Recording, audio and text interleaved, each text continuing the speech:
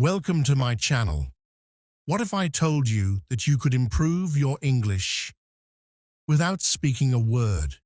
That you could train your brain to think in English anytime, anywhere, even when you're silent. For 30 days, I spoke English only in my mind. No notebooks, no teachers, just my thoughts. What happened shocked me. This story will show you how thinking in English can quietly transform your speaking. Stay till the end, because what I learned on day 17 will change how you learn English forever. Chapter 1. The first day of silence. The first day felt strange. I had made a simple rule for myself. From now on, I will not speak in my native language, not even in my head. I will think only in English. It sounded easy at first, but when I opened my eyes that morning, my mind automatically started speaking in my native language. I had to stop it. I reminded myself, no, English only. But what do I say? What does thinking in English even look like? So I started with small, easy things. I looked at the ceiling. I wake up. I saw the curtain. I see the window. I sat up slowly. I sit on the bed. That was it. Just simple, present tense sentences. I wasn't speaking, just thinking, in silence. My own thoughts were becoming English sentences. It felt slow, but also exciting, like I had entered a new world, a quiet world where English lived in my head. I walked to the bathroom. I open the door. I brush my teeth. I look in the mirror. I wasn't using any grammar rules. I wasn't worried about mistakes. I was just naming what I saw and what I did.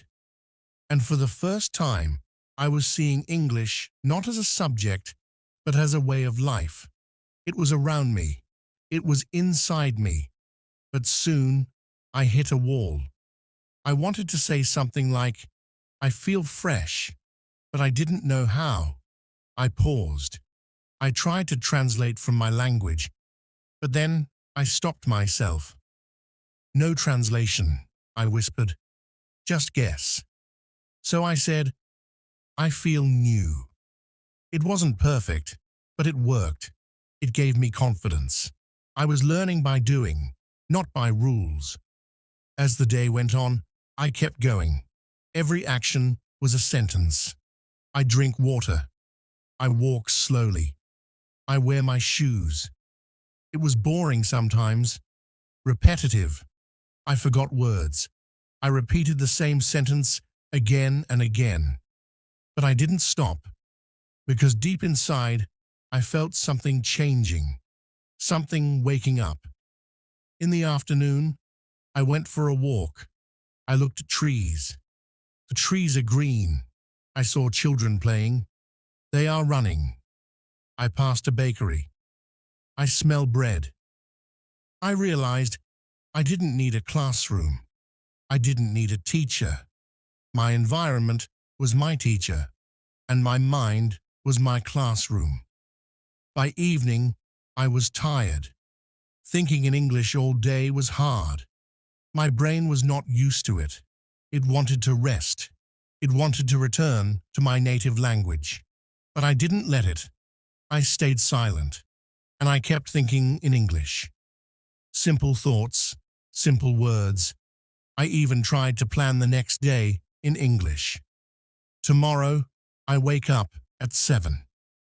I make breakfast. I study English. Just planning felt like speaking, but in silence. The day ended with a strange feeling. I hadn't spoken English aloud. I hadn't used any grammar rules. I hadn't memorized anything. But I had spent one full day living in English, inside my mind, and that felt powerful. It felt real. It felt like a small light had turned on in a dark room. And I knew if I kept going, that light would grow. I smiled before going to bed. My last thought was, I can do this. And that was the most beautiful sentence of the day, because it came not from a book, but from inside me. That night, for the first time, I dreamed in English. Chapter 2. My brain starts to fight. Day 2 began with a strange kind of headache, not the kind that comes from noise or stress, but the kind that comes from using your brain in a new way. I woke up and forgot to think in English. My mind naturally started in my native language again. It felt comfortable, easy, automatic, but I remembered my goal. I whispered in my mind, no, English only. Still, it was harder than yesterday. My brain didn't want to do it. It felt slow, heavy, even lazy. It was like dragging a heavy bag up a hill. I said, I get up. Then my mind replied in my native language, no one is watching. Just relax. I fought that voice. No, I said again, silently. This is important. I went to the kitchen. I make tea. I boil water. I open the fridge. The sentences were simple, just like yesterday, but now they felt heavier. My brain didn't want to build them. It wanted to go back to comfort. My mother tongue. That's when I realized something important. When you push your mind to grow, it fights back. That resistance means change is happening. I sat at the table. My tea was hot. I watched the steam. I tried to describe it in English. The steam is white. It goes up. It disappears. It was a small exercise, but it helped me focus. It reminded me, I don't need big fancy words. I just need simple sentences, clear thoughts. But the resistance didn't stop. All day long, my brain tried to switch back. It was sneaky. I would think, I go to, and suddenly, my next word came in my native language. I caught it. I corrected it, again and again. And every time I fixed it, I felt stronger, like I was training a muscle. At one point, I got frustrated. I said in my mind, this is stupid. I can't do this. Then I paused. I had said that sentence in English. Even my complaints were now in English, and that made me laugh.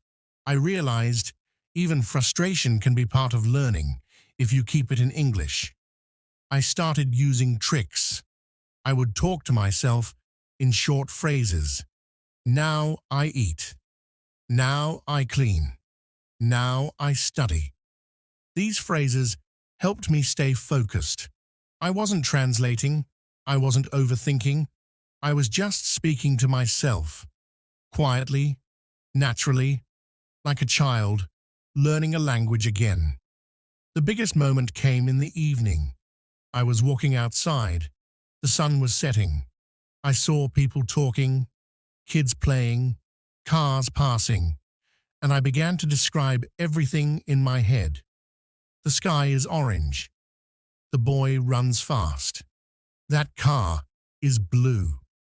I felt something shift. For the first time that day, I was not forcing it.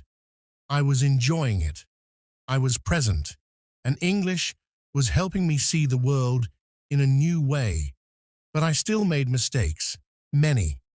I said, he go to shop. Then I corrected, he goes to the shop. I wasn't sure about the rule, but I knew how it sounded, and that was enough. I was learning not just with logic, but with feeling. Before bed, I wrote a few thoughts in my mind. Day 2 is hard. My brain wants to stop, but I don't stop. And that last sentence, I don't stop, it gave me strength. Because it wasn't just a sentence, it was a promise to myself, a promise that this path, even if slow, would lead to fluency. And that's when I understood something clearly. Fluency does not begin with speaking fast. Fluency begins with thinking slow, thinking right, and thinking every day, even when your brain fights back. Chapter 3: The Mirror Talk Secret. Something new happened on day 4. I didn't plan it. It was early morning. The sun was just beginning to rise. I walked into the bathroom and saw myself in the mirror. My eyes looked tired. My hair was messy. But instead of thinking something in my native language, I looked at myself and whispered, "You look sleepy." Then I paused. It surprised me. It felt real, like I was talking to someone. But there was no one else. It was just me. I stood there longer than usual, and I said another sentence. "How are you today?" And then I answered, "I'm okay. I slept late." The words were soft, quiet, not loud, but something had changed. For the first time, English wasn't just in my mind. It was coming out of my mouth, softly, slowly, but surely. I was speaking to myself in English, and it felt amazing. Use graded readers. These are special books made for English learners. They come in levels, a 1, a 2, B1, and so on. Choose a level that feels a little easy, not hard. Remember, it's better to read 10 easy books than to give up halfway through one difficult book. 2. Choose what you enjoy. Do you like adventure stories, romance, science fiction, comedy? Start there. If you enjoy the story, your brain will be more active and you'll learn faster. Don't feel like you must read serious books to learn English. 3. Try translations of books you already know. If you've read The Little Mermaid, you'll know what they mean. If you've read The Little Prince or Harry Potter in your own language, read it again in English. Because you already know the story, you'll understand more and you'll pick up the English easily. Don't be afraid to stop. If you start a book and it feels too hard or too boring, that's okay. Close it. Pick another one. Reading should feel relaxing, not stressful. This is your learning journey. Here's something you might not expect. You don't need to understand every word. If you understand the overall idea of the sentence or the story, that's enough. When we read in our own language, we often skip words too. You're training your brain to get the meaning, not translate everything word by word. So next time you sit down and read a book, you'll understand the meaning of the sentence. Remember, you're not just reading a book. You're building your English quietly, naturally, and happily. Every easy page you read is a small win, and all those small wins, they add up to real, strong progress. Here's a quick challenge for you. Find one book, just one, that feels easy and fun. Read the first 2 pages. If you're enjoying it, keep going. If not, try another. Learning English doesn't have to be hard. It doesn't have to be full of grammar charts and vocabulary lists. Sometimes, the best way to learn is just to read a story you love. So go find that story and enjoy it. The science behind reading. How your brain learns naturally. Let's take a step back and get a little nerdy. But don't worry, I'll keep it fun. Have you ever wondered why reading works so well for language learning? What happens in your brain when you read in English? In this chapter, we're going to explore the science behind it all. Spoiler alert, Your brain is smarter than you think. How your brain learns English through reading. When you read in English, it's not just about memorizing words and grammar rules. In fact, memorization is often the slowest and least effective way to learn. Instead, reading works because it connects new words to ideas and concepts, things that your brain already understands.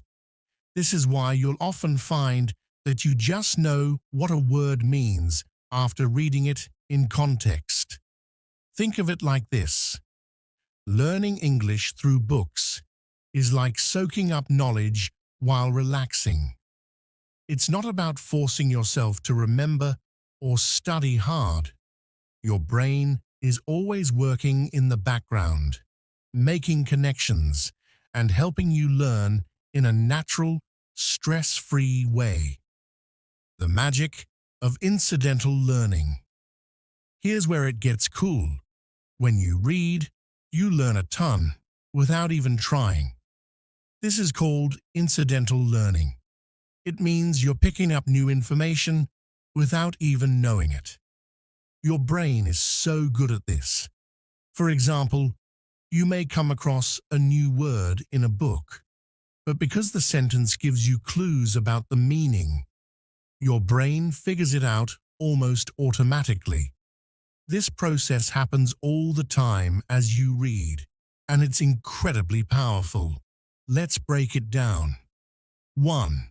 Vocabulary. When you read, your brain doesn't just memorize words. It understands the meaning of words by connecting them to other ideas in the story. For example, if you're reading a book about a boy who's nervous before giving a speech, your brain links the word nervous to the idea of feeling worried or anxious. Next time you hear the word nervous, you'll already have a solid understanding of it without having to look it up. That's your brain working. 2. Grammar. Grammar rules can be tricky, right? But reading helps you see grammar in action. You'll naturally start recognizing how sentences are put together and how tenses, like past and present, are used.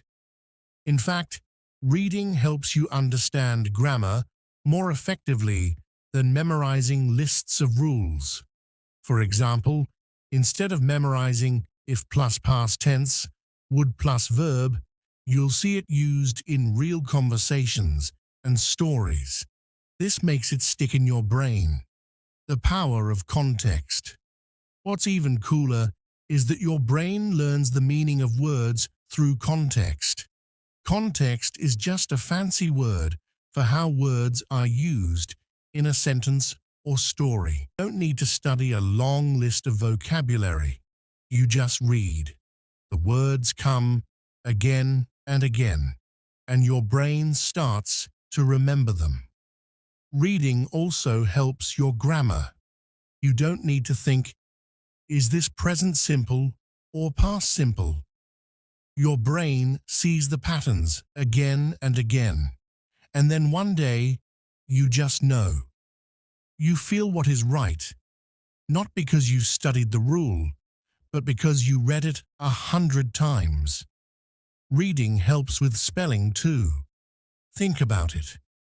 When you see words often, you remember how they look. If you only hear a word, you might know the sentence, but you don't know how to write it. Reading shows you the words over and over, and slowly you learn how to spell them without even trying. Many people believe that speaking is the most important skill. I understand. Speaking is exciting. It feels active. You feel like you're using the language. But here's the truth. Before you speak well, you need to understand a lot of English. You need something called input. That means you need to hear and read a lot of English before you can speak it easily. Think about a baby. A baby listens for a long time before they say their first words. You are the same. Reading gives you more input than anything else. You can read slowly. You can go back if you don't understand. You don't need to be fast. You don't need to feel shy. The book doesn't laugh at you. The book doesn't say, "That's wrong." It just waits for you. When you read, you also start to think in English. This is important. Many learners always translate in their heads, from their language to English. That takes time. That makes mistakes. But when you read often, you start to feel how English sentences work. Your brain makes faster connections. You start thinking in English, and that changes everything. I had a student named Maria. She was from Brazil. She could speak some English, but it was slow. She always stopped to think. She wanted to speak faster. She wanted to speak faster. She wanted to speak faster. She wanted to speak faster. So I told her, "Try reading." She said, "But I want to speak, not read." Still, she listened. She read a simple story every night before bed. After 2 months, she came to class and spoke faster, with better grammar. She didn't study any grammar, she just read. So yes, reading works, not just for me, not just for one student. It works for everyone who tries it. If you want to improve your vocabulary, grammar, spelling, writing, and even speaking, start reading. You don't have to read a lot. Even 10 minutes a day is enough. But make it a habit. Make it part of your life. Reading is not something extra. It is not something nice to do. It is the foundation, the base of learning English. It is the first step toward thinking, writing, and speaking better English. Now you know why reading is the key. In the next chapter, I'll show you how reading works in your brain and why it helps you learn faster than you think. Chapter 2. What happens in your brain when you read? Now you know. Reading is important. But maybe you're still asking, how does reading help me learn English? What happens inside my brain when I read in English? The answer is simple and amazing. When you read, your brain is doing many things at the same time. You are looking at words. You are thinking about the meaning. You are hearing the sentence in your mind, even if you are reading silently. And slowly, your brain starts to understand how English works, all by itself. Let me explain. When you do grammar exercises, you try to remember rules. This is the past tense. This is the present perfect. I need to put have before the verb. But it's hard. You use your short-term memory. And short-term memory is not strong. You forget things quickly. But when you read a story, you see the same grammar again and again. You are not thinking about the rule. You are just imagining. You are just enjoying the story. But your brain is noticing. It sees the same grammar many times, in many different ways. This is called natural grammar learning. You don't study it. Your brain also starts to remember new words, not just the meaning, but also the spelling, the sound, and the way it is used. When you see a word in one sentence, your brain might not remember it. But when you see it in 10 different stories, your brain says, "Ah, I know this word now." That's called long-term memory. That is how real learning happens. Many people use flashcards. Flashcards can help, but they are not the best way to learn. They are not the best way to remember words, because flashcards are just one word at a time. Your brain doesn't see the word in a sentence. It doesn't feel the meaning. It's just work. But when you read a story, you learn words in real sentences. You learn how native speakers use them. You learn the emotion of the word. You learn the word with context. And that's how your brain remembers it. Your brain also loves patterns. That means it likes when things happen, again and again. When you read stories, the grammar and words repeat. The sentences are similar. Your brain sees the same structure in many different ways. Slowly, without thinking, your brain learns the pattern. Let's say you read this sentence. She didn't go to the party. Maybe later you read, he didn't eat his lunch. And later again, they didn't finish the homework. Your brain starts to think, didn't plus verb. That means something didn't happen. You didn't study it. You just read it. Again and again. This is called comprehensible input. That means you read something that is easy enough to understand, but not too easy. You don't understand every word, but you understand the meaning. You don't feel stress. You don't feel tired. You enjoy it. That's the best kind of learning. When you enjoy reading and you understand the story, your brain is relaxed. And when your brain is relaxed, it learns more. That's why reading is better than tests, better than exercises, better than trying to remember a list of words. Reading is powerful. You are giving your brain thousands of examples of real English. The grammar, the words, the spelling, they all go into your brain. You don't need to remember them. Your brain remembers them for you. Slowly, without pain, without pressure. This is how children learn. They hear words many times.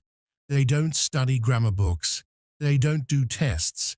They just listen and talk and listen and talk. You are doing the same thing, but with reading. That's why reading works. So now you know what reading is, what reading does inside your brain. In the next chapter, we will talk about something very interesting. We will compare reading to traditional learning, to grammar lessons, vocabulary books, and memorizing. You will see why reading is not only easier, but also more powerful than most methods people use. Chapter 3. Reading versus traditional learning. Many students spend years learning English. They go to grammar classes, they study vocabulary lists, they do speaking drills. But still, they cannot speak fluently. Still, they make simple mistakes. Still, they feel nervous when they try to speak. Why? Because they are learning English in the traditional way, the old way, and that way is not enough. Let me tell you about my student, Ahmed. He studied English for 6 years in school. He knew grammar rules. He could do tests very well. But when he came to my class and tried to speak, he couldn't. He said things like, I go, yesterday, market. He knew it was wrong, but he didn't know why. He was frustrated. He said, why can't I speak? I know the grammar. I gave him one piece of advice. Start reading. He didn't believe me at first. I need to speak, not read, he said. But I told him, just try. Read for 15 minutes a day. Choose something easy. Don't use a dictionary. Just enjoy the story. How goals helped me. I set small goals when I was learning. My first goal was to learn 10 new words a week.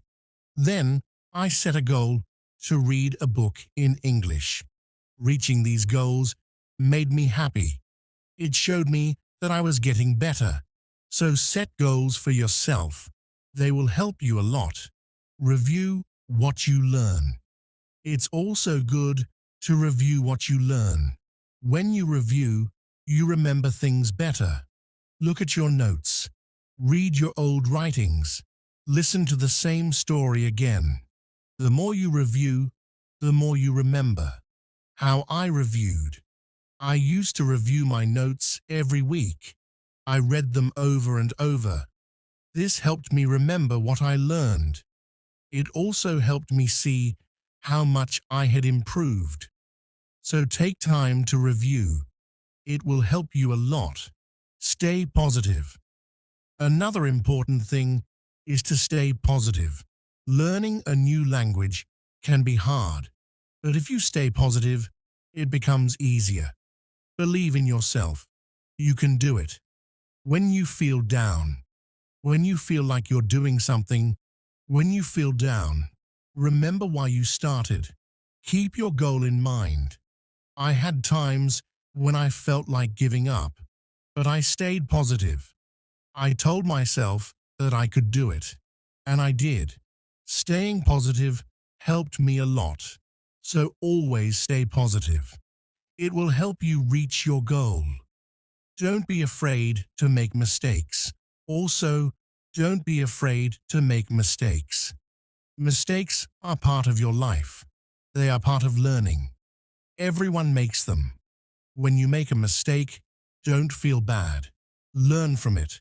It will help you get better. Mistakes helped me grow. I made many mistakes when I was learning, but I did not let them stop me. I learned from them and I got better. So don't be afraid of mistakes. They are your best teachers. Enjoy the journey. Lastly, enjoy the journey. Learning English is a journey. It's full of new things to discover. Enjoy it. Have fun with it. The more you enjoy it, the easier it becomes. My joyful learning. When I was learning, I enjoyed every step. I loved learning new words. I loved understanding new stories. Enjoying the journey made it fun, and it helped me learn faster. So enjoy your journey. Make learning English much easier. Surround yourself with English. As we continue on this journey, let's remember another tip. Surround yourself with English. This means trying to be around English as much as you can. Listen to English music, watch English movies, and read English signs. The more you see and hear English, the more you will learn. How I used English around me. I changed the language on my phone to English. At first, it was hard to understand everything, but soon I got used to it. Every time I used my phone, I learned something new. So surround yourself with English. It will help you learn faster. Repeat to remember. Another helpful tip is to repeat. Repetition is very important when learning a new language. When you repeat something, you remember it better. So don't be afraid to go over the same words or sentences again and again. How repetition helped me. I used to repeat words out loud every day. I said them until they became easy to remember. Repeating helped me a lot. It made me more confident. So repeat everything you learn. It will make a big difference. Make learning fun. Sometimes learning can feel boring, but you can make it fun. You can sing songs in English. Singing helps you remember words. Plus, it's a lot of fun. You can also make up little stories with the words you know. This way, learning becomes like a game. My fun learning habits. I used to sing songs in English every morning. It made me happy and ready to learn more. Sometimes I made up funny stories with my new words. This made learning enjoyable. So find ways to make learning fun. It will keep you motivated. Use new words right away. Another tip is to use what you learn right away. When you learn a new word, try to use it in a sentence. Use it when you talk or write. The more you use it, the better you remember it. Using beautiful. Once I learned the word beautiful, I used it to describe everything. The sky was beautiful. The flowers were beautiful. Even my breakfast was beautiful.